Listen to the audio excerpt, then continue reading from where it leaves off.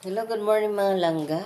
Ito naman ang ilong ko na morning sickness na naman sa mga maaanghang. So ako po may allergy sa ilong mga palangga, lalo na sa mga maanghang, tsaka yung lamig.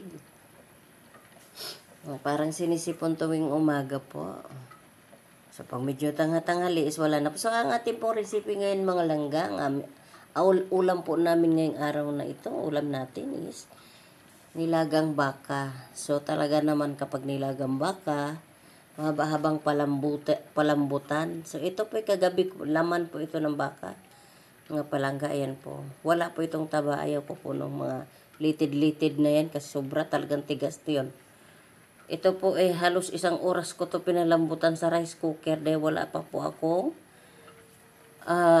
tawag dito pressure cooker, bibili pa lang. So marami pa akong kulang sa bahay na pagluto-luto, mahilig magluto, marami pang kagamitan na wala. So ito po ay laman ng baka, nabili ko kagabi. So wala naman tayong patatas, ito pa ay bulalong, hindi matatawag bulalong, nilagang baka lang kasi yung bulalong baka is, ano po, may halong laman, buto ng buto at saka laman yun. May mga taba-taba yun sa buto. Ito po puro laman. Ang karne naman po kagabi binili ko is pulang-pula, fresh na fresh siya. Pero kapag nilaga na sa kumukunat, tumitigas po talaga. Halos ang oras man ang pakulo-kuloan dyan, hindi pa rin siya ganun kalambot.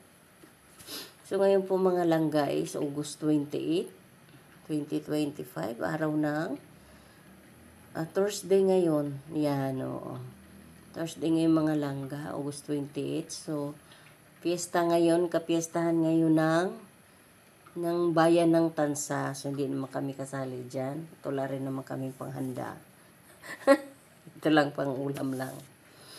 So, kumusta ka ngayon mga kananay, mga may guys? So, magluto na naman tayo ng ulam ngayong araw na to. No work na naman ako ngayon.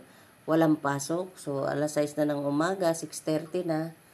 Ayan, luto muna ako ng ulam. Dahil kanina pagkagising ko is nag-exercise muna bago magsaing at ito magluto. Ito naman kagabi pa pinalambutan. So, ang ating ingredients po nito ay kamote.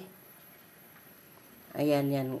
Instead na patatas, so kamote. Ayan, pwede pong gawin ang kamote na parang patatas. Ayan, tsaka meron tayo dito isang buong repolyo. So, ubod ng mahal ang mga gulay, mga palangga. Kapresyo din po siya ng